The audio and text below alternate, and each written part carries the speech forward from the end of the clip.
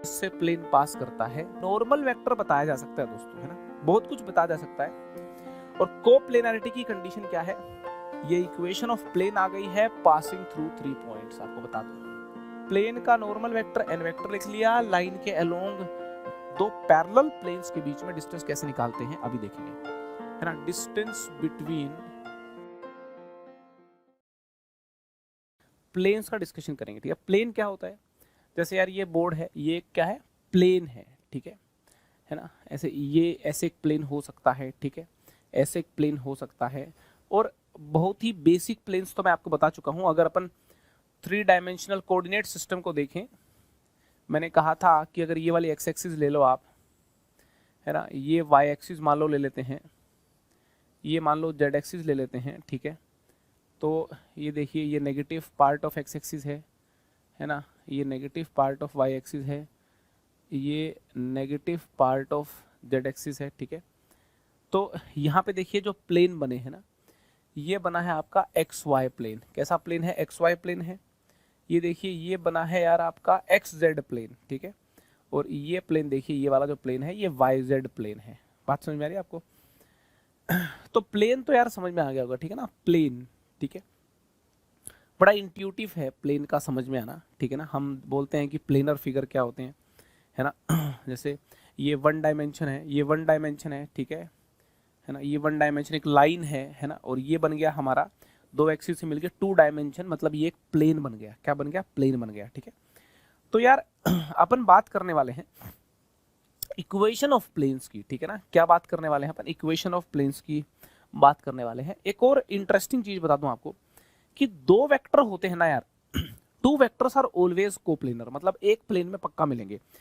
Planes को आगे मैं बताऊं, प्लेन्स की इक्वेशन पे मैं आऊं उससे पहले कुछ कुछ बातें बता देता हूं कि 2 vectors are always coplanar. 2 vectors are always coplanar.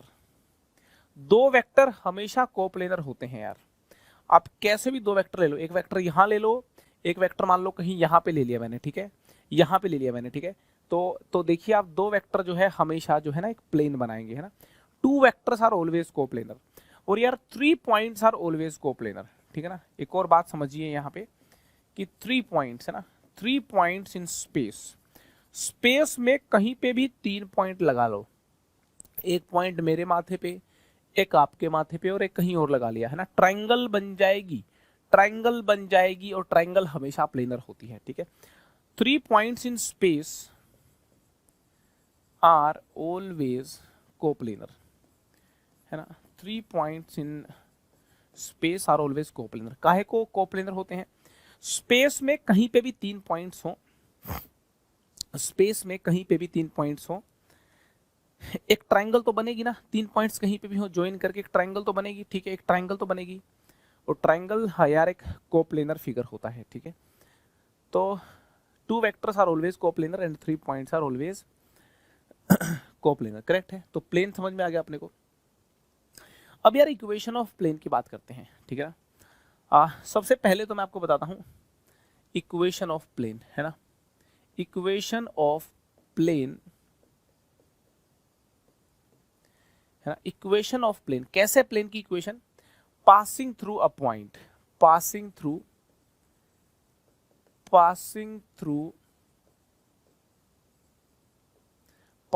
A point A, point A जिसका पोजीशन वेक्टर ए वेक्टर है, इससे पास करता है, and perpendicular to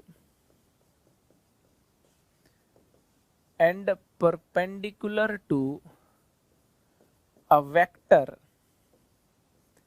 N vector, N vector के परपेंडिकुलर है। अपन एक ऐसे प्लेन की बात करने वाले हैं जो एक पॉइंट ए से पास करता है और एन वेक्टर के परपेंडिकुलर है, ठीक है। देखिए यार,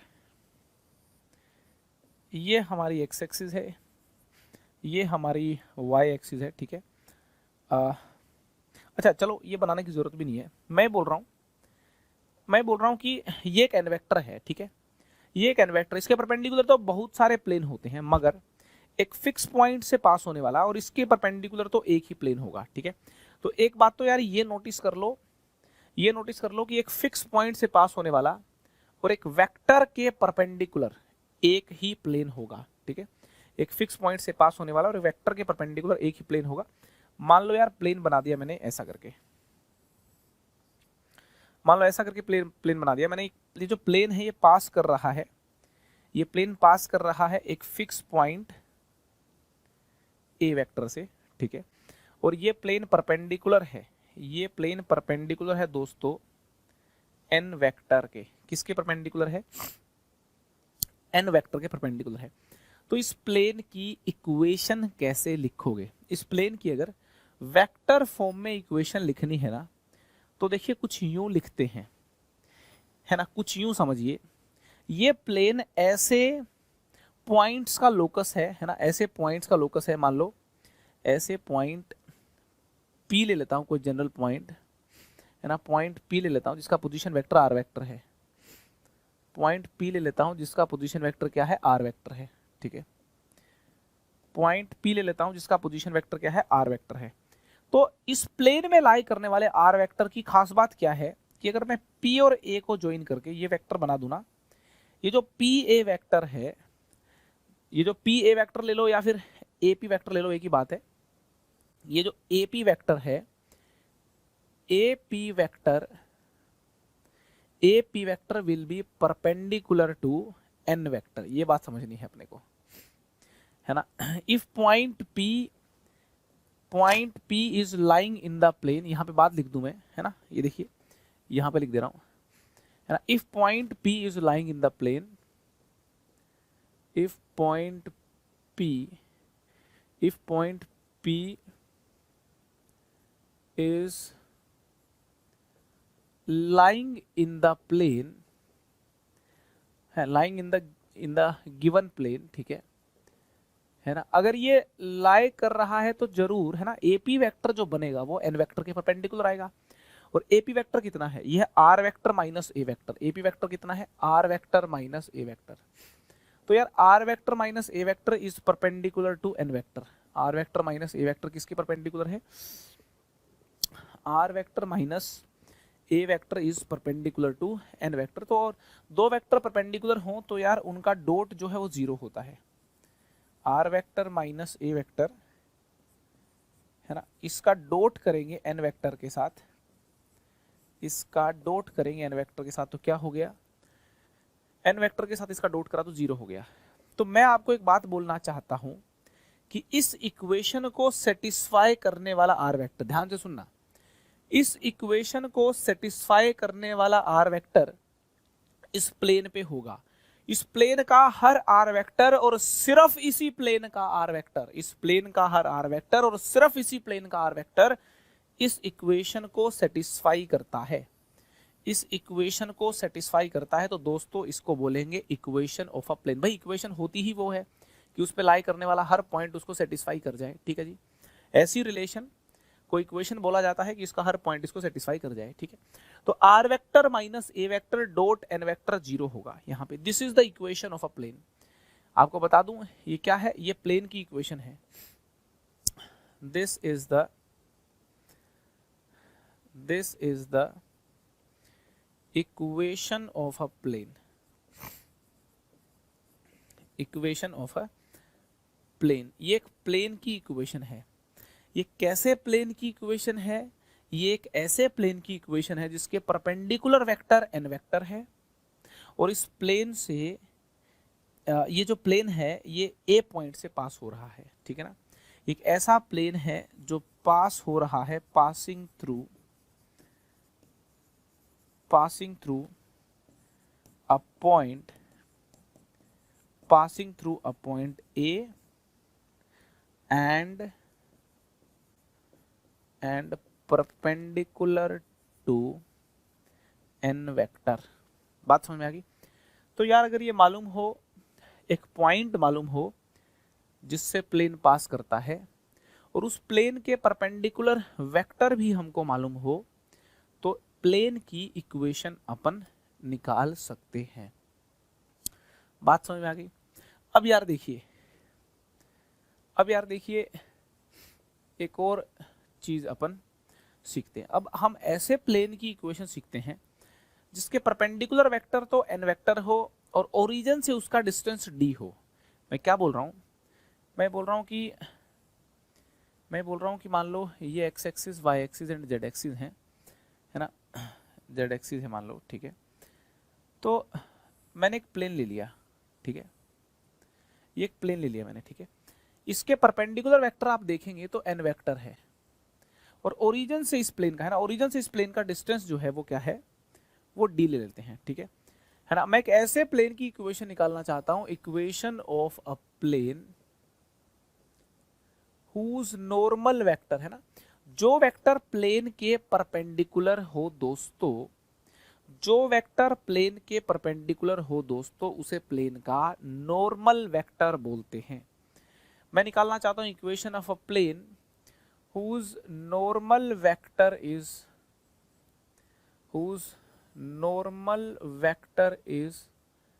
n vector and which is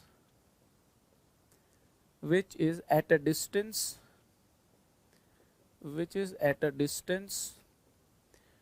d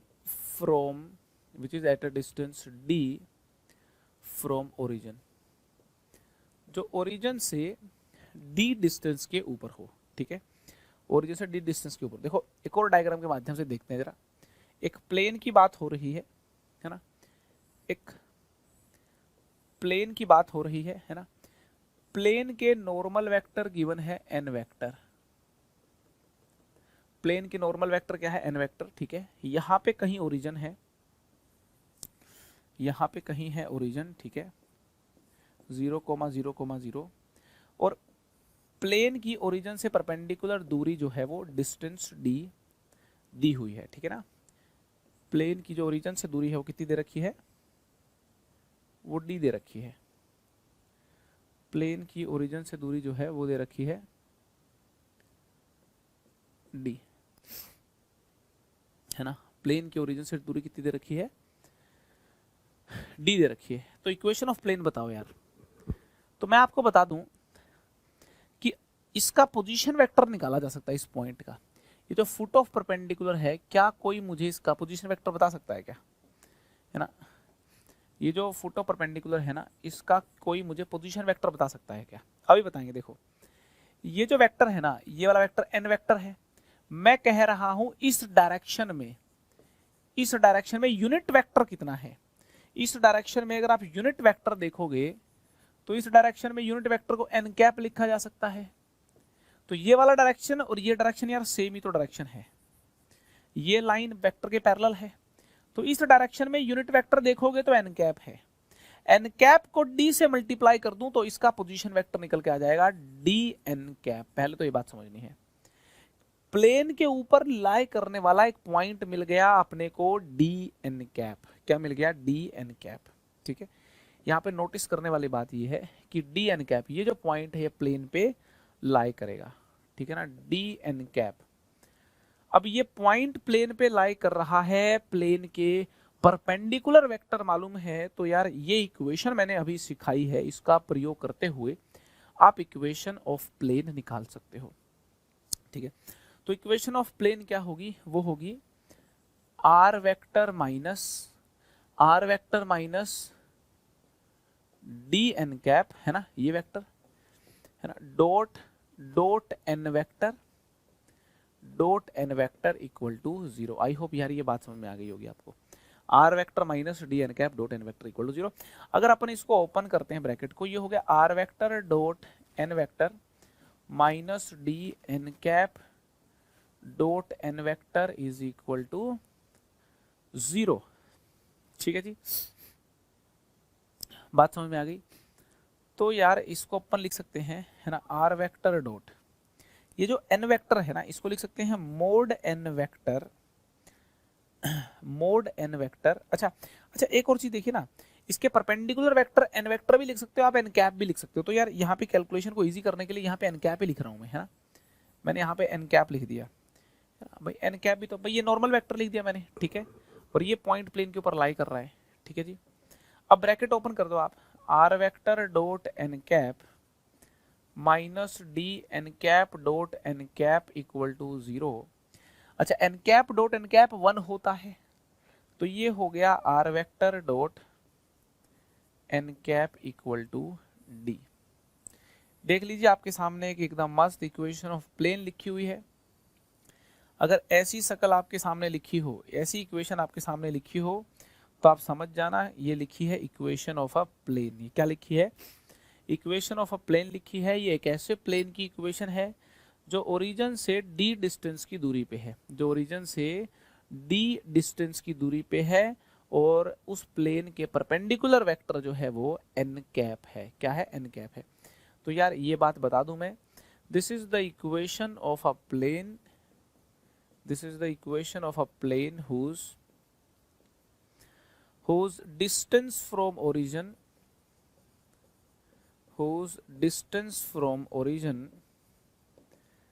is d, whose distance from origin is d, and perpendicular vector is n vector, है ना, n वेक्टर। बात समझ में आएगी कि नहीं आएगी? अगर मान लो r vector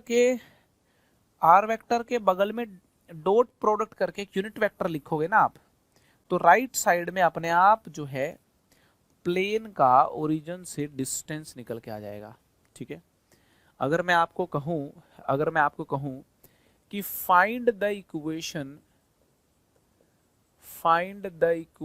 of a plane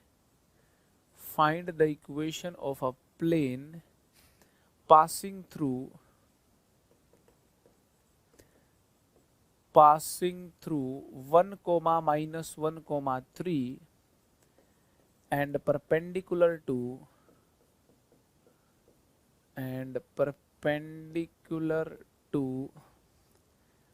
I cap plus j cap minus 4k cap, है ना। एक पॉइंट से पास होने वाला और एक वेक्टर के परपेंडिकुलर आप प्लेन बताइए, तो कैसे लिखेंगे इक्वेशन को?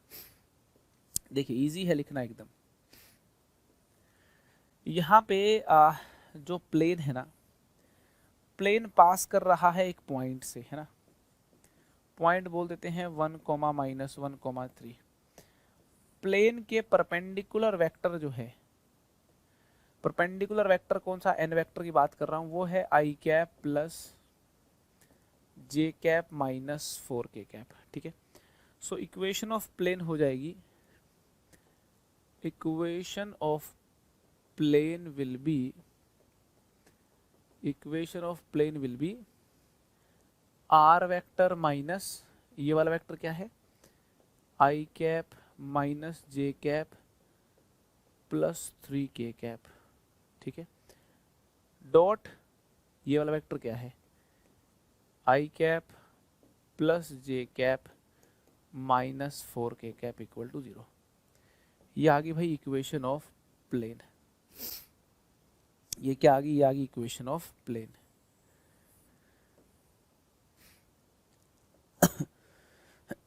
ये इक्वेशन ऑफ प्लेन आ गई। ठीक है,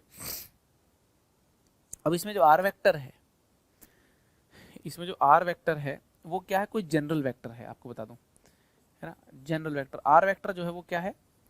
आर वेक्टर जो है वो कोई वेक्टर है, जनरल वेक्टर, जैसे एक्स आई कैप प्लस वाई जे कैप प्लस जेड के कैप, है ना। आर वेक्टर तो भाई जनरल पॉइंट है ना प्लेन पे लाई करने वाला। जनरल पॉइंट क्या होता है? X comma y comma z होता है। तो आर वेक्टर क्या है? एक्स आई कैप प्लस वाई जे कैप प्लस जेड के कैप।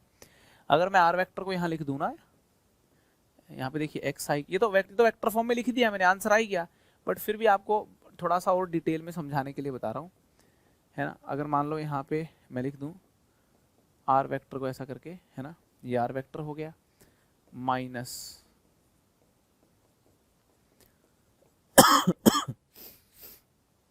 इसका अगर डॉट कर दें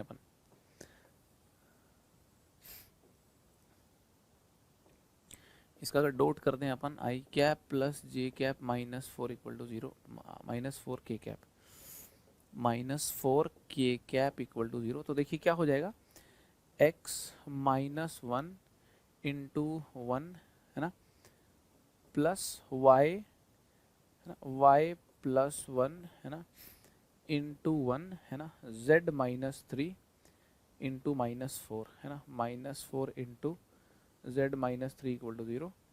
तो ये हो गया यार x plus y minus 4z, minus 1 plus 1 cancel हो गया, ये minus 12 plus minus minus plus 12 equal to 0। ये आ गई इक्वेशन ऑफ प्लेन, ठीक है। ये देखिए आप, इक्वेशन ऑफ प्लेन यहाँ पे मैं लिख दी थी वेक्टर फॉर्म में, ठीक है ना, ये वेक्टर फॉर्म में लिख दी थी मैंने, ये क्या लिख दी थी मैंने, वेक्टर फॉर्म में लिख दी थी इक्वेशन ऑफ प्लेन। और यहाँ पे मैंने इक्वेशन ऑफ प्लेन को कन्वर्ट कर दिया कार्टेशियन फॉर्म में। कैसे कन्वर्ट किया कार्टेशियन फॉर्म में, आर वेक्टर की जगह मैंने रिप्लेस कर दिया एक्स आई कैप प्लस वाई जे कैप प्लस जेड के कैप को, और सिंप्लीफाई कर दिया, ठीक है। यहाँ पे देखिए ये बात नोटिस कर सकते हो कि जो प्लेन होता है ना, प्लेन, ध्यान से सुनना दोस्तों, जो प्लेन होता है वो एक्स वाई जेड में एक लीनियर इक्वेशन होती है ना। एक्स वाई जेड में एक लीनियर इक्वेशन होती हो तो उसको यार इक्वेशन ऑफ प्लेन बोलते हैं, ठीक है। आइए इस डिस्कशन को पूरा इलैबोरेट करता हूं मैं। सबसे पहले तो बता दूं आपको कि ये जो हमने सीखी है ना, ये वाली प्लेन की इक्वेशन, ठीक है, और एक ये इक्वेशन है ना, इनको बोलते हैं equation of plane in vector form, है ना। ये है हमारी equation of plane in, equation of plane in vector form, equation of plane in vector form, vector form में प्लेन की इक्वेशन, है ना, equation of plane in vector form. Clear है। अब यार अपन बात करते हैं equation of plane Cartesian form में, है ना, बात करते हैं equation of plane, equation of plane in Cartesian form, है ना। कार्टेशियन फॉर्म में प्लेन की इक्वेशन क्या होती है, ठीक है, एकदम डिटेल में देखेंगे, बात को समझने का प्रयास करना। Equation of plane in Cartesian form, देखिए एक प्लेन ले लिया मैंने, है ना, ये जो प्लेन है ये एक point x1 coma y1 coma z1 से पास करता है। ये प्लेन है, ये x1 coma y1 coma z1 से पास करता है, और इसके जो नॉर्मल वेक्टर है वो ले लिया मैंने ए I cap plus y J cap plus z के कैप, ठीक है। तो मैं यार ऐसे प्लेन की इक्वेशन निकालना चाहता हूँ, ठीक है ना। यहाँ पे देखिए ये x1 है, ये y1 है, और ये क्या है, ये z1 है, ठीक है। मैं एक ऐसे प्लेन की इक्वेशन निकालना चाहता हूँ, equation of plane passing through, equation of plane passing through the point, passing through the point x1 comma y1 comma z1 and perpendicular to the vector ai cap plus bj cap plus ck cap। तो equation of plane क्या हो जाएगी भाई, देखो ये ले लेते हैं, कोई पॉइंट P ले लेते हैं, एक्स आई कैप प्लस वाई जे कैप प्लस जेड के कैप, है ना। एक पॉइंट P ले लेते हैं, एक्स आई कैप प्लस वाई जे कैप प्लस जेड के कैप। तो ये जो P ए वेक्टर है ना, P ए वेक्टर या AP वेक्टर, ठीक है, ये AP वेक्टर क्या होगा भाई, परपेंडिकुलर होगा एन वेक्टर के, ठीक है। ये बात तो साफ है ना, AP वेक्टर जो है ये क्या होगा, परपेंडिकुलर होगा एन वेक्टर के। तो AP वेक्टर लिख दो x minus x1 I cap plus y minus y1 j cap plus z minus z1 k cap, ठीक है। ये जो वेक्टर है, दिस वेक्टर इज परपेंडिकुलर, है ना, this vector is perpendicular. Perpendicular बोले तो डॉट जीरो हो जाएगा, है ना, इसके साथ जो है ए आई कैप प्लस अच्छा यहाँ पे यार बी और सी ले लेते हैं, ठीक है। ये जो मैं ये जो नॉर्मल वेक्टर लिया ना, इसको ले लेते हैं A I cap plus B J cap plus C K cap, ठीक है। हाँ, तो A I cap plus B J cap plus C K cap, this is equal to 0, right. तो कहने का मतलब ये है कि इसका डॉट इसके साथ 0 कर दिया, तो ये हो जाएगा आपका a into x minus x one plus B into Y minus Y one plus C into Z minus Z one equal to 0। तो दोस्तों यार ये चीज़ जो है वो ध्यान देने की है कि A into x minus x one plus B into Y minus Y one plus C into Z minus Z one equal to 0, ये किस चीज़ की इक्वेशन है? प्लेन की इक्वेशन है। यहाँ पे नोटिस करना है आपको, यहाँ पे नोटिस करना है आपको कि this is the equation of plane, है ना, this is the equation of plane, this is the equation of a plane, है ना, equation of a plane passing through the point x1 y1 z1, x1 y1 z1 point से पास होने वाले plane की equation है ना, whose normal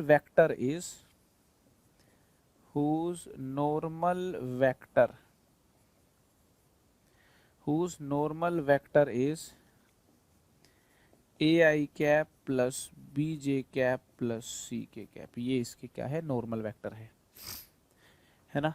बात समझ में आ गई ना? यहाँ पे देखिए x का कोफिशिएंट, y का कोफिशिएंट, z का कोफिशिएंट, इनको देख के प्लेन का नॉर्मल वेक्टर लिखा जा सकता है, इनको देख के प्लेन का नॉर्मल वेक्टर लिखा जा सकता है, ठीक है। तो यार ये होगी equation of plane in Cartesian form. उसके लिए हमको दो चीजें मालूम होनी चाहिए, एक तो पॉइंट मालूम होना चाहिए जिससे प्लेन पास करे, है ना। एक प्लेन को डिफाइन होने के लिए दो आवश्यक चीजें, उसके परपेंडिकुलर वेक्टर मालूम चल जाए और कोई एक बिंदु मालूम चल जाए जिससे प्लेन पास करता हो, तो मजा आ जाए, ठीक है ना। देखिए इस प्लेन की इक्वेशन को कॉपी करते हैं और मैं आपको दिखाता हूं जनरल इक्वेशन ऑफ प्लेन, है ना। मैं आपको जनरल इक्वेशन ऑफ प्लेन दिखाता हूं, देखिए कि प्लेन की लुक कैसे होती है इन जनरल। मैं आपको दिखाता हूं जनरल इक्वेशन ऑफ प्लेन। मैं आपको दिखाता हूं कि यार प्लेन की जनरल इक्वेशन क्या होती है ना। ये क्या है, इसको पिक कर लेते हैं, A into x minus x one plus B into Y minus Y one plus C into Z minus Z one, ठीक है। ये देखो इसको पिक कर लिया मैंने, A into x minus x one plus B into y minus Y one plus C into Z minus Z one equal to 0, ठीक है। अगर सारी ब्रैकेट्स को मैं खोल दूं ना तो ये क्या हो गया, A X minus A X one plus B Y minus B Y one plus C Z minus C Z one equal to 0, ठीक है। इसमें ये जो टर्म्स हैं ए एक्स बी वाई और सी जेड, इनको मैं अलग से लिख लेता हूँ। ये हो गया A X plus B Y plus C Z, ठीक है। यहाँ पे आ गया minus A X one minus B Y one minus C Z one equal to 0, ठीक है। अब देखें तो यार ये कांस्टेंट है, ठीक है। इस कांस्टेंट को एक मिनट के लिए डी मान लेते हैं, क्या मान लेते हैं, डी, ठीक है जी। तो यार ये हो गया A X plus B Y plus C Z plus D equal to 0। तो आप देख सकते हैं मैंने ना प्लेन की कार्टेशियन फॉर्म में जो इक्वेशन लिखी थी ना, passing through x1 y1 z1, है ना, plane passing through point x1 y1 z1, और इसका नॉर्मल वेक्टर मालूम है A I cap plus B J cap plus C K cap. तो इस प्लेन की इक्वेशन को देखा तो मैंने ये बात सामने आई। तो यहां से ये बात समझी जा सकती है कि जो प्लेन की इक्वेशन होती है वो linear equation in x Y z होती है। प्लेन की जो इक्वेशन होती है वो linear equation in x Y z होती है ना। तो यहाँ पे ये बात कंक्लूड कर सकते हैं, any linear equation in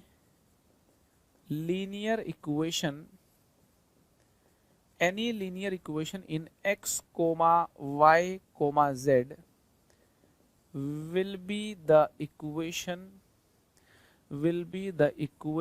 of a plane,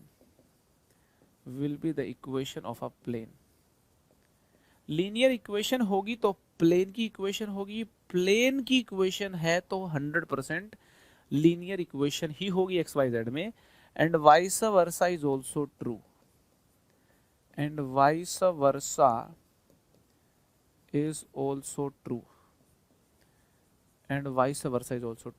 ठीक है। और कोई भी प्लेन को देख करके उसके बारे में नॉर्मल वेक्टर बताया जा सकता है दोस्तों, है ना। बहुत कुछ बताया जा सकता है बट नॉर्मल वेक्टर भी बताया जा सकता है, ठीक है। इस प्लेन की इक्वेशन को देखते ही बोल दोगे यार A I cap plus B J cap plus C K cap जो इसका नॉर्मल वेक्टर होगा, ठीक है। Normal vector of this plane will be normal vector of this plane will be, इसका जो नॉर्मल वेक्टर होगा वो होगा A I cap plus B J cap plus C K cap. इस प्लेन का जो नॉर्मल वेक्टर होगा यार वो A I cap plus B J cap plus C K cap होगा, ठीक है। आई होप आपको जनरल इक्वेशन ऑफ प्लेन एकदम क्लियर है। कॉन्सेप्ट समझ में आ गया ना। क्या है कॉन्सेप्ट? कॉन्सेप्ट ये है कि 3 वेरिएबल्स में अगर कोई लीनियर इक्वेशन नजर आए आपको, है ना, एक्स वाई जेड में, तो बोल दो यार प्लेन की इक्वेशन है ना, राइट। कोई भी प्लेन की इक्वेशन होगी तो एक्स वाई जेड में लीनियर इक्वेशन ही होगी। ठीक है जी। अच्छा एक और चीज बताता हूँ आपको, मैं आपको बताता हूँ इक्वेशन ऑफ प्लेन बताता हूँ आपको मैं इन equation of plane in intercept form. हाँ जी हाँ, बड़ा मस्त तरीके से इक्वेशन ऑफ प्लेन बताता हूँ आपको in intercept form. Equation of plane बताता हूँ आपको मैं, equation of plane in intercept form, in intercept form, है ना। इंटरसेप्ट फॉर्म में प्लेन की क्या इक्वेशन होती है? देखिए ये ले लेते हैं एक्स एक्सिस, ये हमारी वाई एक्सिस है। सबसे पहले तो मैं आपको बता दूं कि इंटरसेप्ट क्या होते हैं, ठीक है। जेड एक्सिस को यूं बना लेते हैं, है ना, डायग्राम जो है समझने के लिए। सबसे पहले तो मैं आपको बता दूं कि इंटरसेप्ट क्या होते हैं। देखिए ये प्लेन हो गया, ये हो गया x Y z coordinate system. एक प्लेन है मान लो, वो कुछ यूं काटता है एक्स वाई जेड एक्सिस को। देखिए ऐसा कुछ प्लेन है। तो दोस्तों यार ये जो यहाँ पे काटा है ना, तो a कोमा 0,0 है ना, ये पॉइंट ले लिया मैंने। इस पॉइंट को ले लेते हैं 0,b,0, राइट। और ये जो पॉइंट है इसको ले लेता हूँ 0,0,c। तो आपको बताऊं ये जो वैल्यू a है ना, ये जो वैल्यू a है इसको बोलते हैं x इंटरसेप्ट, ठीक है। ये वाली जो वैल्यू b है, ये वाली वैल्यू b है, इसको बोलते हैं y इंटरसेप्ट। और ये वाली जो वैल्यू है ना c, इसको बोलते हैं z इंटरसेप्ट। क्या बोलते हैं? z इंटरसेप्ट, ठीक है। और एक और बात बता दूं मैं आपको, क्या बात बतानी है आपको? ये बताना है कि यार ये जो x intercept y intercept z intercept है ना, इसमें लेंथ और साइन दोनों इंक्लूड होते हैं। मतलब जो a है पॉजिटिव नेगेटिव हो सकता है ना यार, इधर है तो a पॉजिटिव है और x एक्सिस में नेगेटिव x की तरफ है तो ये नेगेटिव भी हो सकता है, ठीक है ना। यहाँ पे नेगेटिव y की तरफ b है तो b नेगेटिव हो जाएगा। बात समझ में आ गई ना। उसी तरीके से तो कहने का मतलब क्या है कि ये वाली जो लेंथ है ना, this length with sign, this length with sign, this length with sign is x intercept. इसको बोलते हैं x इंटरसेप्ट, ठीक है। उसी तरीके से ये वाली length with sign is y intercept, है ना। एंड ये वाली length with sign is z intercept. I hope आपको बात समझ में आ गई होगी, है ना। तो हम एक ऐसे प्लेन की इक्वेशन निकालना चाहते हैं जिसका x इंटरसेप्ट a हो, y इंटरसेप्ट b हो और z इंटरसेप्ट क्या हो? c हो मेरे दोस्तों। तो कहने का मतलब ये है, मैं आपको ये बताना चाहता हूं कि मैं निकालना चाहता हूं equation of a plane, equation of a plane whose x intercept, y intercept and z intercept are a, b, c respectively, जिसके x, y और z इंटरसेप्ट जो है वो a, b, c हो। ऐसे प्लेन की इक्वेशन अपने को निकालनी है। तो यार इस प्लेन के नॉर्मल वेक्टर मालूम होना चाहिए, है ना। अगर मान लो मैं इस पॉइंट को a बोल दूं, इस पॉइंट को b बोल दूं, इस पॉइंट को c बोल दूं, तो a b वेक्टर कितना है? ए बी वेक्टर कितना है आपका 0 माइनस ए आई कैप, ठीक है, प्लस बी जे कैप, है ना, प्लस 0 के कैप। ए बी वैक्टर निकल गया, देखो ए बी वैक्टर निकल गया, और ए सी वैक्टर और निकाल लो, ठीक है। ए सी वैक्टर कितना आ गया, ए सी वैक्टर आ गया भाई आपका माइनस ए आई कैप, ठीक है, और प्लस सी के कैप, ये आ गया आपका ए सी वैक्टर। इस प्लेन के जो नॉर्मल वेक्टर होगा ना, मैं आपको बता दूं, इस प्लेन के जो नॉर्मल वेक्टर होगा ना, मतलब जो इस प्लेन के नॉर्मल है वेक्टर, ठीक है, वो यार ए बी क्रॉस ए सी होगा। ये बात समझ में आ रही है? मतलब इस प्लेन के जो नॉर्मल वेक्टर होगा वो क्या होगा, ए बी क्रॉस ए सी। और दो वेक्टर का क्रॉस कैसे निकालते हैं, डिटरमिनेंट बना लेता हूँ यहाँ पे, आई कैप जे कैप के कैप लिखा, ये लिख दिया माइनस ए बी 0 माइनस ए 0 और सी, ठीक है, राइट। तो नॉर्मल वेक्टर निकाल देते हैं, ये हो गया आपका आई कैप इंटू बी सी, है ना, बी सी आई कैप, ठीक है, minus J cap into minus ए सी, तो ये हो गया plus a C J cap, ठीक है जी, और ये हो गया का प्लस ए बी के कैप। नॉर्मल वेक्टर निकल गया भाई, यहाँ पे देख सकते हैं आप, क्या निकल गया, नॉर्मल वेक्टर निकल गया प्लेन के। तो प्लेन के यार नॉर्मल वेक्टर निकल गया, और प्लेन का एक पॉइंट मालूम है पास होने वाला, तो इक्वेशन ऑफ प्लेन लिख सकते हो आप इजीली, है ना। इक्वेशन ऑफ प्लेन हो जाएगी, इक्वेशन ऑफ प्लेन हो जाएगी, क्या हो जाएगी, आप देखिए ना, प्लेन के ऊपर 3 पॉइंट मालूम है, कोई भी एक पॉइंट का प्रयोग कर लो आप, नॉर्मल वेक्टर मालूम है, इक्वेशन ऑफ प्लेन निकल जाएगी। ये पॉइंट a, 0, 0 है ना, तो इक्वेशन ऑफ प्लेन लिख देंगे अपन, देखो x minus A, Y minus 0, z minus 0। Normal vector क्या है जी, बी सी ए सी, नॉर्मल वेक्टर के डायरेक्शन रेशियो क्या है, B C A C a B, है ना, वो चिपका दो यहाँ पे, B C A C a B, ठीक है। ये हो गई इक्वेशन ऑफ प्लेन, है ना। किस फॉर्मूला का इस्तेमाल करके लिखा मैंने, इस वाले फॉर्मूला का, एक पॉइंट मालूम है, नॉर्मल वेक्टर मालूम है, तो इजीली प्लेन की इक्वेशन लिखी जा सकती है। इसी फॉर्मूला का इस्तेमाल कर दिया मैंने, और यहाँ पे यार इक्वेशन ऑफ प्लेन लिख दी। ब्रैकेट ओपन कर लेते हैं, b c x minus a b c plus a c y plus a b z equal to 0, है ना।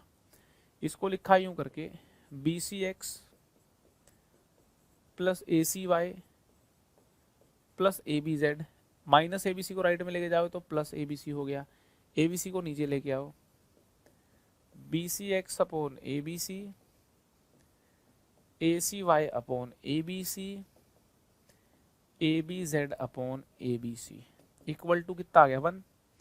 देखो बी सी से बी सी कैंसिल, ए सी से ए सी कैंसिल, ए बी से ए बी कैंसिल, तो ये हो गया x by a plus y by b plus z by c equal to 1, है ना।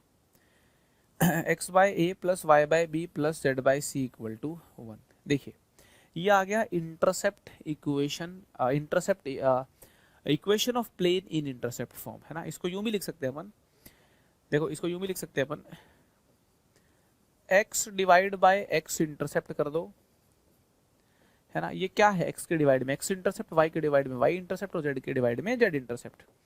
x divide by x intercept कर दो, y divide by y intercept कर दो, और z divide by z intercept कर दो, इक्वल टू 1 है। तो यार ये आ जाएगी आपकी इक्वेशन ऑफ प्लेन, क्या आ जाएगी, इक्वेशन ऑफ प्लेन आ जाएगी दोस्तों। क्या आ गई, इक्वेशन ऑफ प्लेन आ गई, ठीक है। x divide by x intercept plus y divide by y intercept plus z divide by z intercept, ठीक है ना। ये आ गई equation of plane in intercept form. इसको क्या बोलते हैं, इसको बोलते हैं equation of plane, equation of plane in intercept form, equation of plane in intercept form, ठीक है। तो अगर एक प्लेन के इंटरसेप्ट मालूम है तो उसकी इक्वेशन इजीली बताई जा सकती है। जैसे कि अगर मैं आपको कहूँ find the equation of plane, find the equation of plane whose x, y and z intercepts are x, y and z intercepts are -2, 3 and 6 respectively। तो क्या होगी भाई,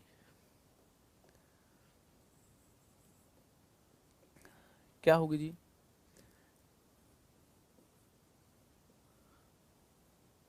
देखिए तो इक्वेशन ऑफ प्लेन क्या होगी, x divide by x intercept plus y divide by y intercept plus z divide by z intercept equal to 1। ठीक है, -6 से मल्टीप्लाई कर दिया तो ये हो गया 3x minus 2y minus z equal to -6, left में लाओगे तो +6 इक्वल टू 0। ठीक है ना, ये क्या हो गई, ये हो गई यार रिक्वायर्ड प्लेन की इक्वेशन। ठीक है ना, equation of required plane, right, equation of required plane, correct है जी।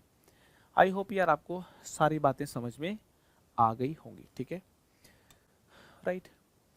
तो इक्वेशन ऑफ प्लेन समझा हमने, प्लेन के बारे में समझा, कैसे इक्वेशन लिखते हैं, वेक्टर फॉर्म में इक्वेशन कैसे लिखी, कार्टेशियन फॉर्म में इक्वेशन कैसे लिखी है ना, इंटरसेप्ट फॉर्म में इक्वेशन कैसे लिखी, इंटरसेप्ट समझ में आ गया होगा। ठीक है, तो चलिए यार ये वाला डिस्कशन अगर आपको समझ में आ गया तो एकदम बढ़िया है, इसके बाद की बातें भी आपको समझ में आ जाएंगी। अभी तक की जो कहानी मैंने बताई है उसको डिटेल में समझने का प्रयास करें। ठीक है, तो हमने इक्वेशन ऑफ प्लेन्स सीख लिया है ना, वेक्टर फॉर्म में इक्वेशन ऑफ प्लेन क्या होती देखा हमने, है ना, कार्टेशियन फॉर्म में प्लेन की इक्वेशन क्या होती है। ठीक है ना, और इंटरसेप्ट फॉर्म ऑफ प्लेन क्या होती है वो भी देखा। अभी देखिए यार, देखेंगे अपन equation of plane passing through 3 points, है ना, equation of plane passing through 3 points, है ना, मैंने आपको बताया है 3 पॉइंट्स कहीं पे भी हों, है ना, 3 नॉन कोलिनियर पॉइंट्स की बात कर रहा हूं मैं, है ना, 3 पॉइंट्स यहाँ पे जो मैं बोल रहा हूँ यार, मैं बात कर रहा हूँ 3 नॉन कोलिनियर पॉइंट्स की, है ना, क्या बात कर रहा हूँ मैं बात कर रहा हूँ 3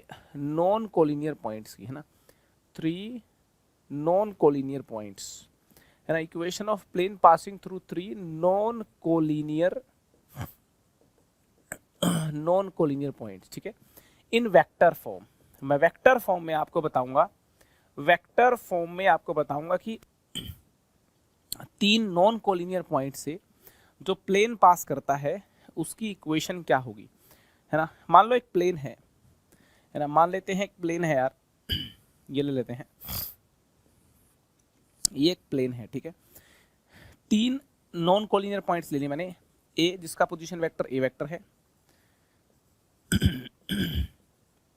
बी जिसका पोजीशन वेक्टर बी वेक्टर है, और सी जिसका पोजीशन वेक्टर सी वेक्टर है। ए बी सी 3 पॉइंट्स हैं।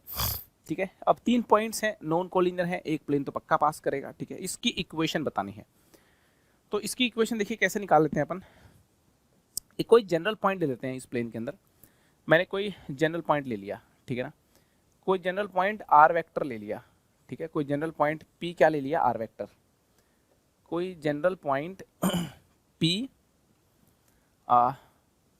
General point P R vector ले लिया। ठीक है ना, जनरल पॉइंट पी ले लिया आर वेक्टर। तो यार ये जो पॉइंट पी है ना, ये इस प्लेन में मूव तभी करेगा जब ये वाला वेक्टर, ये वाला वेक्टर, ये वाला वेक्टर क्या होंगे, कोप्लेनर होंगे। ठीक है ना, बता दूं आपको, ये जो पी ए वेक्टर, ठीक है, पी बी वेक्टर और पी सी वेक्टर, है ना, these must be coplanar, है ना, these must be coplanar, must be coplanar, यार ये कोप्लेनर होने चाहिए। ठीक है ना, अगर पॉइंट पी इस प्लेन में मूव कर रहा है तो पॉइंट पी जो है वो पी ए vector, P B vector, P C vector क्या होने चाहिए, कोप्लेनर होने चाहिए। और कोप्लेनरिटी की कंडीशन क्या है कि box of p A vector, P B vector, P C vector, this must be equal to 0। Box of p A vector, P B vector, P C vector must be equal to 0। ठीक है, P A vector क्या है, P A vector है A vector minus R vector, P A vector है A vector minus R vector, P B vector है B vector minus R vector, B vector minus R vector, P C vector है C vector minus R vector equal to 0, ठीक है। अब इसमें से minus minus minus common ले लोगे तो इसको ये भी लिख सकते हैं आर वेक्टर माइनस ए वेक्टर, ठीक है, box of r vector minus b vector, r vector minus c vector equal to 0।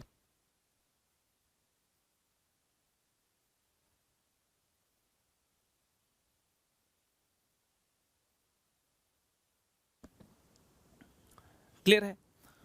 चलिए एकदम बढ़िया। So box of r vector minus A vector, r vector minus b vector, r vector minus c vector क्या हो गया? 0 हो गया, ठीक है ना।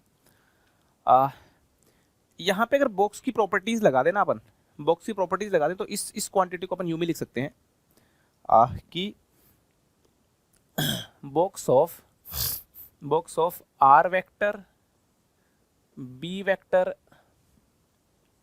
सी vector plus box of a vector r vector c vector plus box of a vector B vector r vector is equal to box of a vector B vector c vector, ठीक है ना।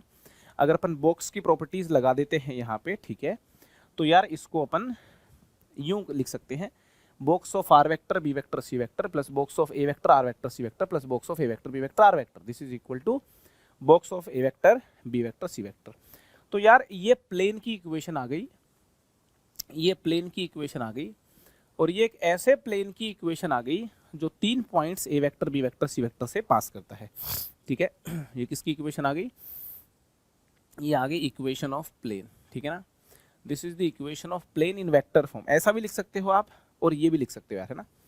दोनों पैटर्न है, जो आपका दिल करे वो याद कर सकते हो, ठीक है। Equation of plane passing through 3 points, है ना। ये क्या आ गया? ये आ गया equation of plane passing through 3 points, है ना। Equation of plane passing through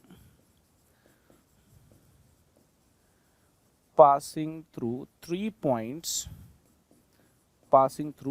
points, a vector B vector, इसको थोड़ा सा इधर लिख लेते हैं अपन, A vector B vector and C vector, ठीक है। कैसे लिखे? थोड़ा इधर इधर शिफ्ट करते हैं इसको, ठीक है, होच पोच हो गया थोड़ा, इसको ये लिख दिया यहाँ पे, ठीक है जी। Equation of plane passing through 3 points, ठीक है, passing through 3 points A vector B vector and C vector. Clear है जी? चलिए एकदम बहुत बढ़िया। तो ये होगी equation of plane passing through 3 points in vector form. Clear है? चलिए यार अब बात करते हैं equation of plane passing through 3 points, equation of plane passing through 3 points, 3 points कौन से हैं? x1 y1 z1, x2 y2 z2 and x3 y3 z3, है ना। Equation of plane passing through 3 points, है ना, x1 y1 z1, x2 y2 z2, x3 y3 z3 इन Cartesian form, है ना, इन Cartesian form. Cartesian form में क्या equation होगी, है ना, x1 y1 z1, x2 y2 z2, x3 y3 z3, 3 points हैं, है ना। इनसे पास होने वाले प्लेन की,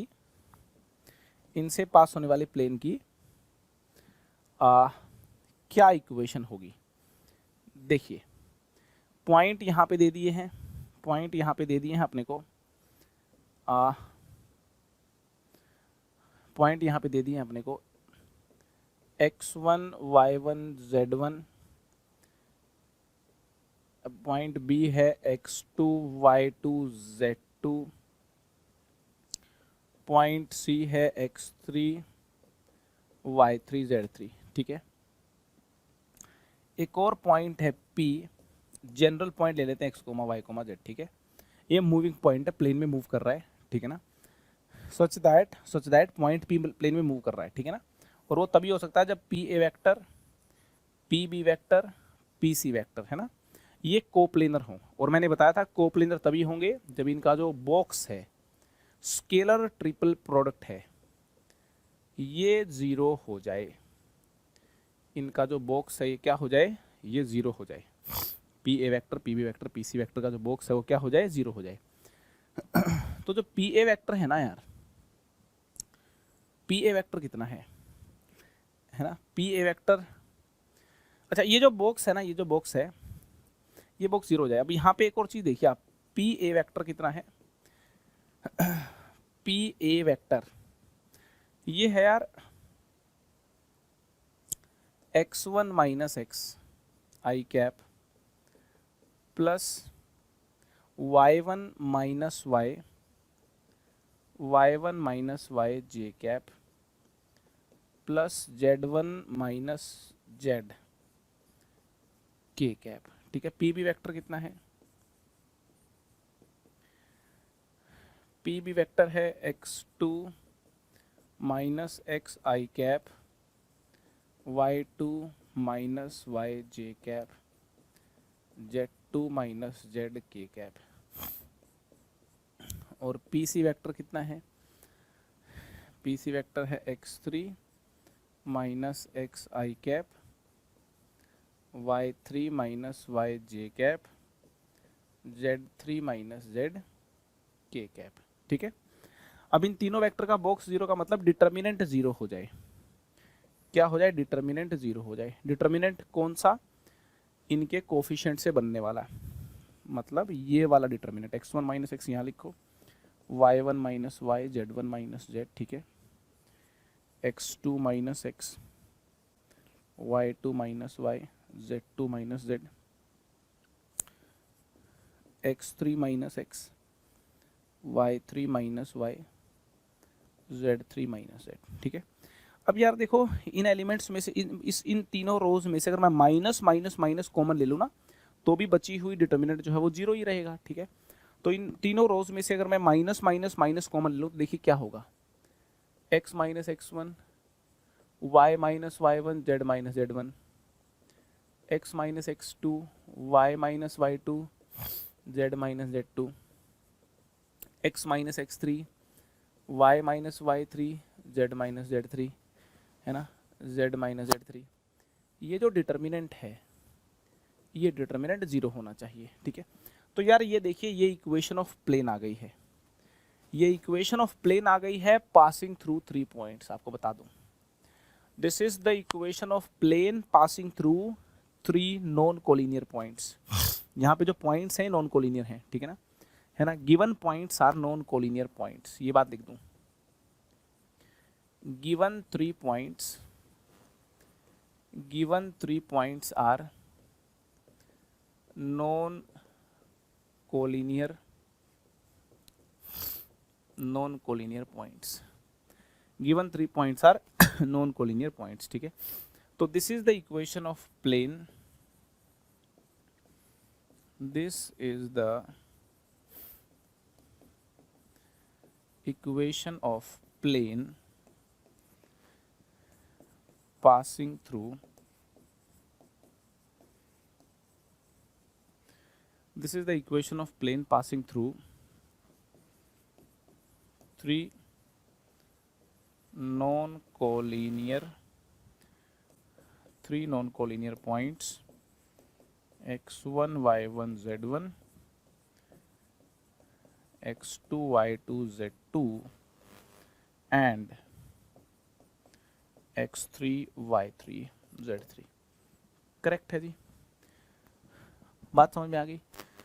तो आई होप आपको सारी कहानी यार समझ में आ गई होगी, ठीक है ना, इक्वेशन ऑफ प्लेन वाली। आई होप आपको सारी कहानी समझ में आ गई, ठीक है। चलिए, बहुत ही बेहतर। अब यार मैं आपको बताता हूँ कि दो प्लेन्स के बीच में एंगल कैसे निकालते हैं और एक प्लेन और लाइन के बीच में कैसे एंगल निकालते हैं, ठीक है ना। लाइन और लाइन के बीच में कैसे एंगल निकालते हैं बता दिया मैंने ना आपको।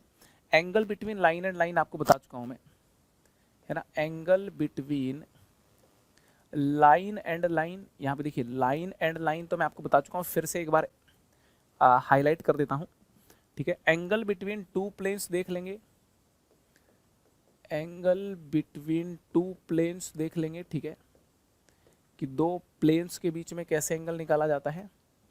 और लास्ट में यार देख लेंगे angle between a line and a plane, ठीक है ना। लास्ट में देख लेंगे angle between a line and a plane, angle between a line and a plane, ठीक है। लाइन और लाइन के बीच में एंगल कैसे निकालोगे, है ना। स्क्यू लाइंस भी हैं तो भी एंगल निकाला जा सकता है, ऑलरेडी मैं बता चुका हूँ। अगर मान लो एक लाइन है, एक लाइन की इक्वेशन लिख दी मैंने, r vector is equal to a1 vector plus lambda b1 vector. दूसरी लाइन की इक्वेशन जो है वो लिख दी मैंने, r vector is equal to a2 vector plus mu times b2 vector. दो लाइन की इक्वेशन लिख दी।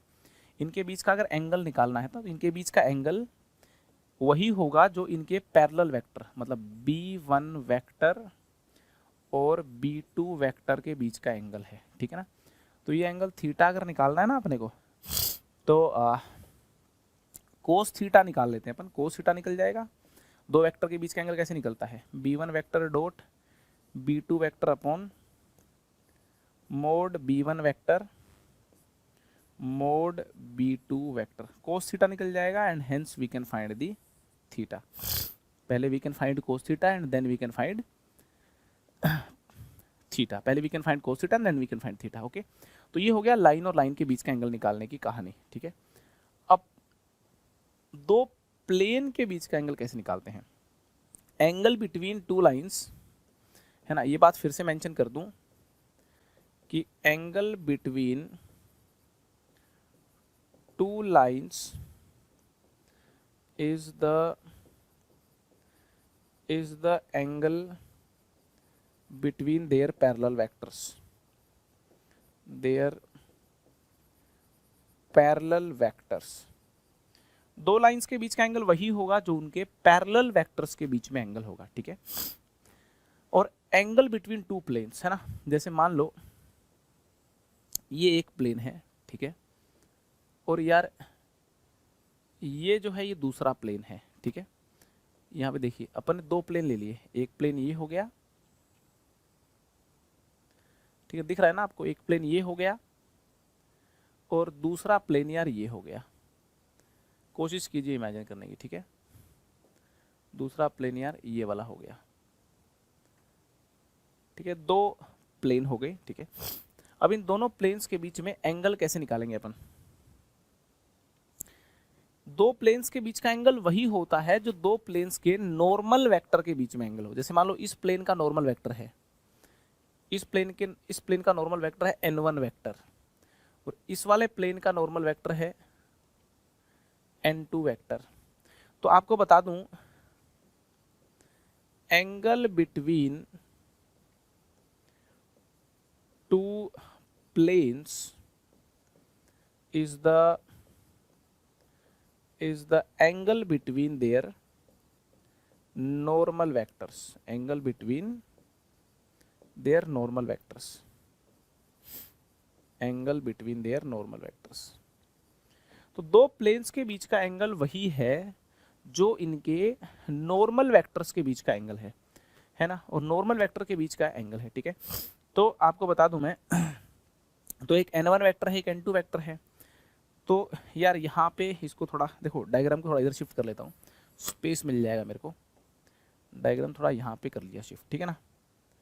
हाँ, क्या कर रहा था मैं बोल रहा था कि ये n1 वेक्टर हो गया, है ना, ऐसा कुछ करके n1 वेक्टर, और ये क्या है, ये हो गया यार n2 वेक्टर, ठीक है। तो इनके बीच का जो एंगल है थीटा, ये प्लेन्स के बीच का एंगल है।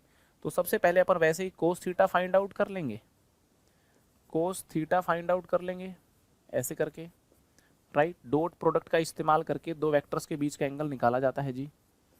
कोस थीटा फाइंड आउट कर लेंगे तो थीटा फाइंड आउट कर लेंगे। Theta is the angle between two planes. बता दूं आपको, दो प्लेन्स के बीच का एंगल वही होता है जो उनके नॉर्मल वेक्टर्स के बीच में एंगल हो, जो उनके नॉर्मल वेक्टर्स के बीच में एंगल हो। तो angle between line and line समझ में आ गया, एंगल बिटवीन टू प्लेन्स समझ में आ गया। अब बात आई है angle between a line and a plane की। एक प्लेन अगर हमको दे रखा हो, एक प्लेन हमको दे रखा हो और एक लाइन हमको दे रखी हो, एक प्लेन हमको दे रखा हो और एक लाइन हमको दे रखी हो, ठीक है ना। ये लाइन है, इस प्लेन के अंदर से जा रही है, ठीक है ना। ये लाइन है प्लेन के अंदर से जा रही है, राइट। तो मैं बोल रहा हूं कि एक प्लेन और एक लाइन के बीच में एंगल निकालना हो तो यार वो ये होता है, देखिए ये वाला एंगल होता है, ठीक है। अब ये एंगल निकालेंगे कैसे? मान लो मैं आपको लाइन दे दूं r vector is equal to a vector plus lambda b vector, ठीक है। और प्लेन की इक्वेशन दे दूं मैं आपको r vector minus c vector dot N vector equal to 0, ठीक है। ये प्लेन की इक्वेशन दे दी मैंने, ये लाइन की इक्वेशन दे दूं, ठीक है जी। प्लेन और लाइन की इक्वेशन दे दी मैंने आपको। तो क्या करेंगे अपन, प्लेन का जो नॉर्मल वेक्टर है वो लिख लो पहले तो एन वेक्टर, प्लेन का जो नॉर्मल वेक्टर है वो एन वेक्टर लिख दिया, और लाइन के अलोंग जो वेक्टर है, लाइन के अलोंग वेक्टर कितना है बी वेक्टर, लाइन के अलोंग बी वेक्टर को लिख लिया। प्लेन का नॉर्मल वेक्टर एन वेक्टर लिख लिया, लाइन के अलोंग बी वेक्टर लिख लिया, और ये वाला अल्फा एंगल निकाल लो आप। ये एंगल निकाल के इसका कॉम्प्लीमेंट्री कर दो, ठीक है ना। क्या कर दो? कॉम्प्लीमेंट्री कर दो। तो कुल मिलाकर के पहले तो ये बात बोल दूं कि angle between a line and a plane, कहाँ लिखूं? यहां लिख देता हूं, angle between a line and a plane, line and a plane is the complementary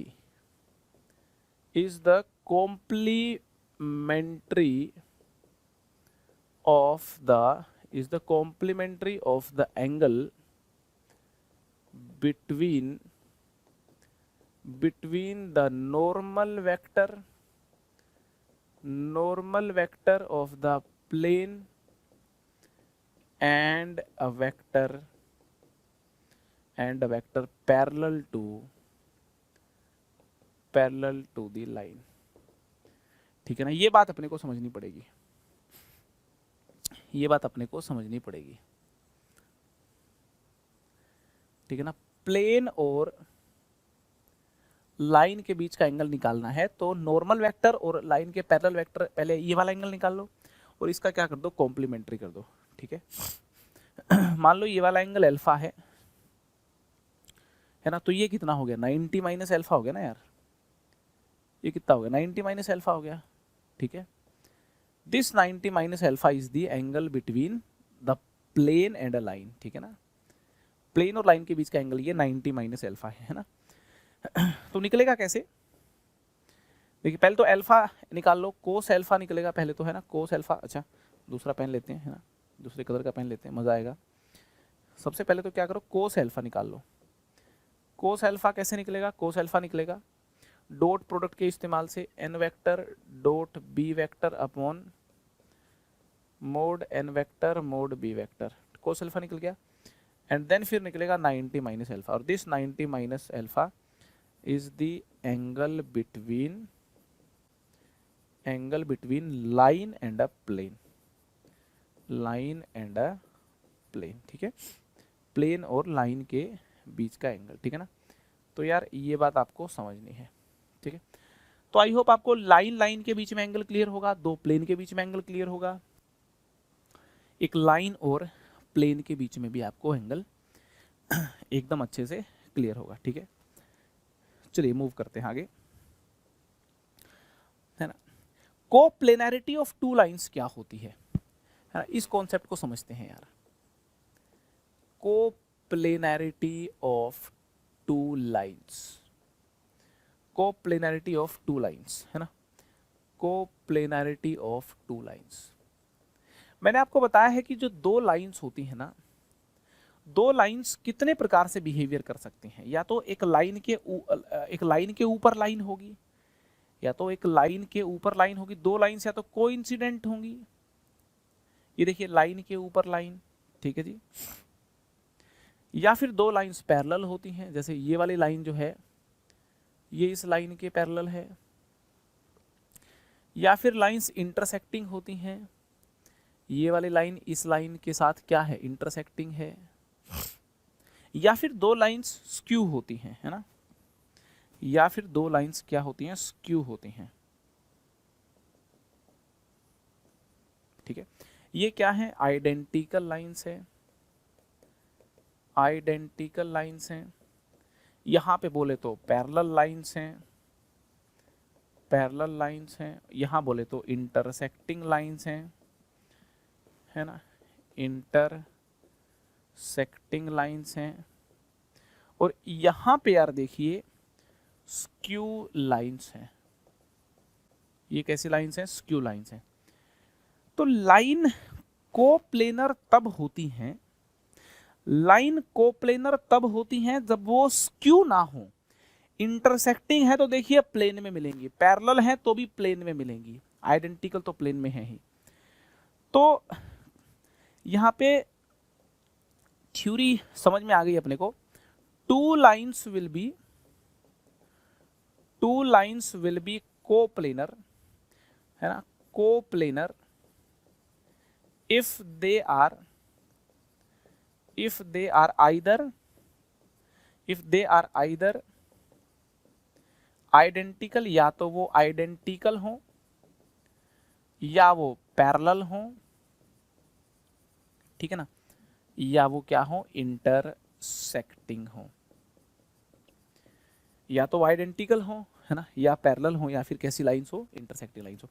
तो मैं बस आपको इतना बताना चाहता हूं कि अगर दो लाइंस कोप्लेनर आपको देखनी है, कोप्लेनर अगर आपको चेक करनी है तो चेक कर लो आइडेंटिकल हैं क्या, आइडेंटिकल मिल जाए लाइन कोप्लेनर होंगी। लाइन पैरेलल मिल जाए तो समझ लेना लाइन कोप्लेनर होंगी। लाइन इंटरसेक्टिंग मिल जाए तो समझ लेना लाइन कोप्लेनर होंगी। स्क्यू लाइन अगर मिल जाए ये नॉन कोप्लेनर होती हैं, ठीक है ना। स्क्यू लाइन अगर मिल जाए तो बात समझ लेना कि लाइन जो है वो क्या है, नॉन कोप्लेनर है। कहानी एकदम क्लियर है, ठीक है जी। चलिए आगे मूव करते हैं नेक्स्ट कॉन्सेप्ट पे। मैं ये बोल रहा हूं कि एक पॉइंट है P x1, y1, z1 और एक प्लेन है ax plus by plus cz plus d equal to 0। इस पॉइंट और प्लेन के बीच का परपेंडिकुलर डिस्टेंस कैसे निकालेंगे। टॉपिक क्या है, डिस्टेंस बिटवीन अ पॉइंट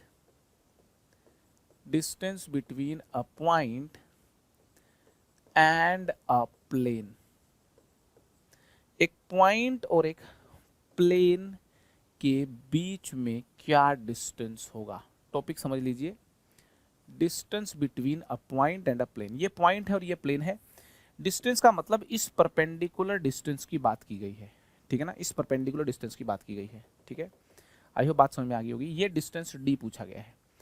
तो एक पॉइंट और एक प्लेन में डिस्टेंस d निकालना हो तो कैसे निकलेगा।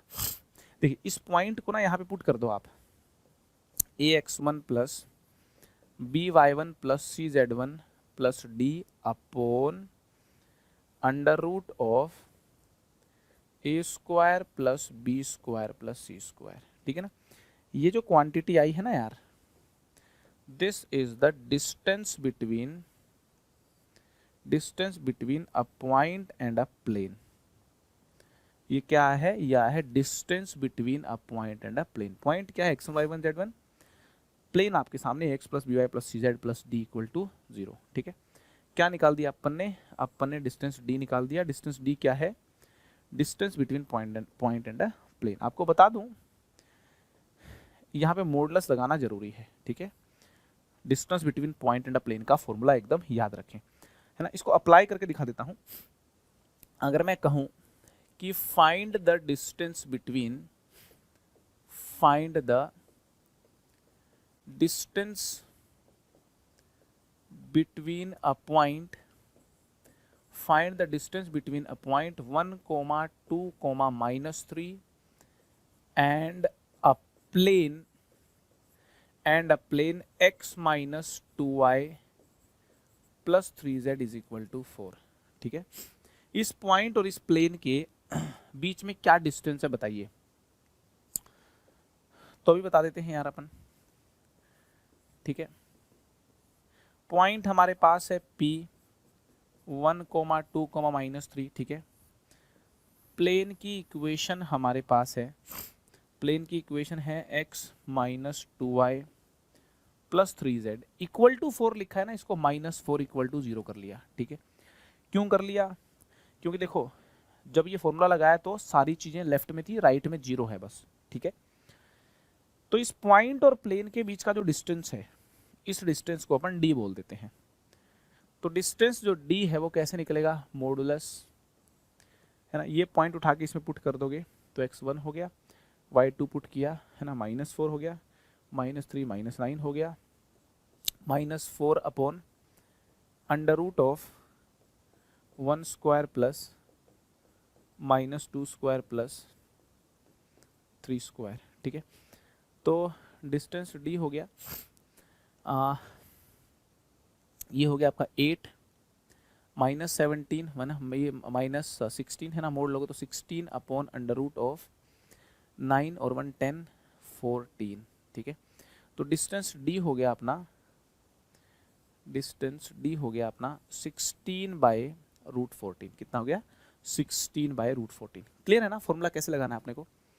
तो आई होप यार आपको एक पॉइंट और प्लेन के बीच का डिस्टेंस निकालना अच्छे से आ गया होगा, ठीक है। पॉइंट और प्लेन का अगर डिस्टेंस निकालना आ गया, अब देखते हैं डिस्टेंस बिटवीन टू प्लेन्स, ठीक है। आइए अब देखते हैं डिस्टेंस बिटवीन टू प्लेन्स, है ना। दो प्लेन के बीच में डिस्टेंस की बात तभी की जाती है जब दो प्लेन्स पैरेलल हों। कैसे प्लेन्स हों, ऐसे करके देखो, दो ऐसे पैरेलल प्लेन्स होंगे तभी तो उनके बीच में डिस्टेंस की बात करोगे यार आप, ठीक है ना। दो पैरेलल प्लेन्स के बीच में डिस्टेंस कैसे निकालते हैं अभी देखेंगे, है ना। Distance between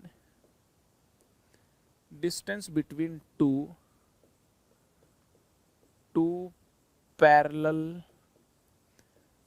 planes, distance between two parallel planes, दो पैरेलल प्लेन्स के बीच में डिस्टेंस कैसे निकालते हैं। जैसे कि एक प्लेन मान लो ऐसे है, ठीक है। अच्छा वापस बना रहा हूं डायग्राम को, देखो यहां बनाते हैं डायग्राम। एक प्लेन जो है ऐसे यहां पे है, दूसरा प्लेन यार यहां पे ऐसे है, ठीक है। दो प्लेन्स हैं, दो पैरेलल प्लेन्स हैं, है ना। कैसे मालूम चलेगा पैरेलल प्लेन है, देखिए ax plus by plus cz plus d1 equal to 0, ये इस प्लेन की इक्वेशन लिख दी मैंने, ठीक है। ये इस प्लेन की इक्वेशन लिख दी, इस वाले प्लेन की इक्वेशन लिखिए ax plus by plus cz plus d2 equal to 0। Parallel plane की क्या पहचान होती है, पैरेलल प्लेन के जो नॉर्मल वेक्टर हैं, है ना, ये n1 वेक्टर है मान लो, ये n2 वेक्टर है, तो n1 वेक्टर n2 वेक्टर ये आपस में पैरेलल होते हैं, है ना। n1 वेक्टर n2 वेक्टर ये आपस में पैरेलल हो तो प्लेन पैरेलल होते हैं। तो पैरेलल प्लेन की खास बात होती है कि पैरेलल प्लेन्स के जो नॉर्मल वेक्टर होते हैं ये आपस में क्या होते हैं, पैरेलल होते हैं। और आप देख भी सकते हैं ये जो कोफिशिएंट्स हैं, अरे ये जो कोफिशिएंट है ए बी सी, इनको देख के मालूम चलता है, ठीक है ना। यहाँ पे देखिए सेम नॉर्मल वेक्टर है, सेम नॉर्मल वेक्टर है दोनों प्लेन्स का, तो प्लेन्स आपके क्या होंगे, पैरेलल प्लेन होंगे। तो पैरेलल प्लेन्स के बीच का डिस्टेंस अगर देखना है ना अपने को, तो परपेंडिकुलर डिस्टेंस की बात की जाती है ना, किसकी बात की जाती है, perpendicular distance.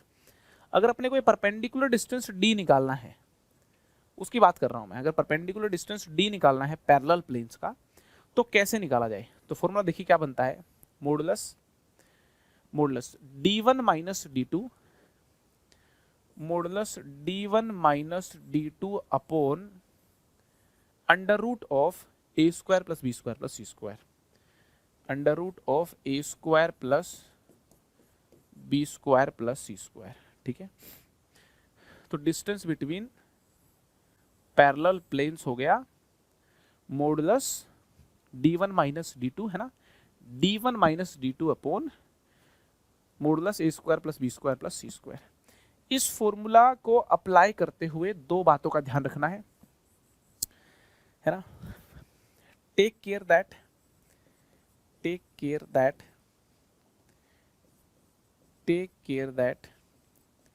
d1 and d2 are in same side है ना, in both the equations, दोनों ही इक्वेशंस में ये फॉर्मूला लगाते हुए ये ध्यान रखना है, दोनों ही इक्वेशंस में जो d1 और d2 हैं सेम साइड में होने चाहिए, या तो दोनों लेफ्ट में या दोनों राइट में। एक बात तो ये ध्यान रखनी है। दूसरी बात ये ध्यान रखनी है कि जो पैरेलल प्लेन की जो इक्वेशन दे रखी है ना, इनमें x, y और z के कोफिशिएंट्स सेम होने चाहिए। ठीक है ना, coefficients of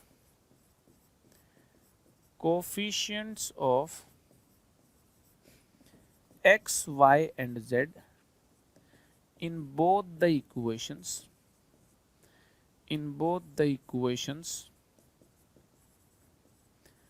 must be same। X Y Z के जो कोफिशिएंट्स हैं वो सेम होने चाहिए। ठीक है ना, ये दो बातों का ध्यान रखना है और पैरेलल प्लेन्स के बीच का डिस्टेंस आप इजीली फाइंड आउट कर सकते हो। अगर मान लो मैं पूछता हूं कि फाइंड द डिस्टेंस बिटवीन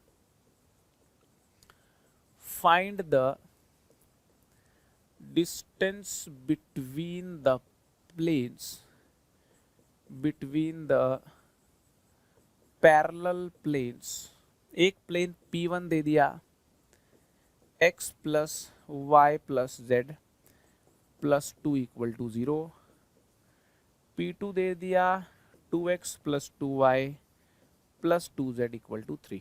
ठीक है, दो प्लेन्स हमारे पास हैं, इनके बीच में डिस्टेंस कितना है वो मुझको बता दीजिए। तो यार अभी बता देते हैं। ठीक है, हमारा जो पहला प्लेन है उसकी इक्वेशन लिख लेता हूं, x plus Y plus z plus 2 equal to 0। जो दूसरा प्लेन है उसकी इक्वेशन लिख लेता हूं, है ना, x plus Y plus Z minus 3/2 equal to 0 है ना। 3 को लेफ्ट में लाना जरूरी था और 2 से डिवाइड इसलिए कर दिया क्योंकि x y z के मैंने अभी कहा कोफिशिएंट सेम होने चाहिए, है ना। दोनों कंडीशन यहाँ पे मैंने चेक करी। d1 d2 मतलब जो कांस्टेंट टर्म्स है ना, d1 d2 बोले तो कांस्टेंट टर्म्स है ना। d1 d2 का मतलब है कांस्टेंट्स है ना, कांस्टेंट टर्म्स d1 d2 बोलते हो कांस्टेंट टर्म्स। ठीक है, कांस्टेंट टर्म सेम साइड में होनी चाहिए। ठीक है, राइट। और coefficients of X Y Z जो है वो सेम होने चाहिए। तो मैंने 2 से डिवाइड करके coefficients of X Y Z same बना लिए, कांस्टेंट टर्म सेम साइड में ले आए, दोनों को लेफ्ट ले आए, 2 भी लेफ्ट में माइनस 3/2 भी लेफ्ट में। अब इनके बीच का जो डिस्टेंस है ना, इनके बीच का जो डिस्टेंस d है वो कैसे निकलेगा, डिस्टेंस d निकल जाएगा। देखो d1 माइनस 3/2 प्लस हो जाएगा अपॉन अंडर रूट ऑफ, है ना, 1 square plus 1 square plus 1 square. ठीक है, मॉडल्स ले लिया तो डिस्टेंस d हो गया आपका 7/2√3 है ना। डिस्टेंस d कितना हो गया, डिस्टेंस d हो गया 7/2√3 आंसर।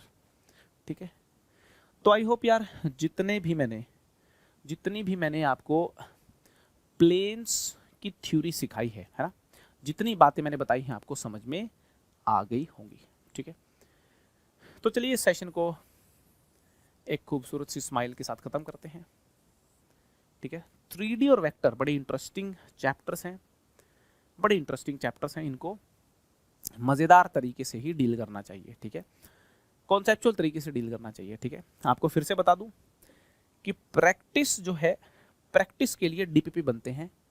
डीपीपी मिलेगा, सवाल आप पहले अटेम्प्ट कीजिए, नहीं होता है सॉल्यूशन उसके देखिए, जल्दी ही डीपीपी और उसके सॉल्यूशन मिल जाएंगे विद इन अ डे और 2। करेक्ट है। तो इस सेशन में इतना ही। Bye bye, take care.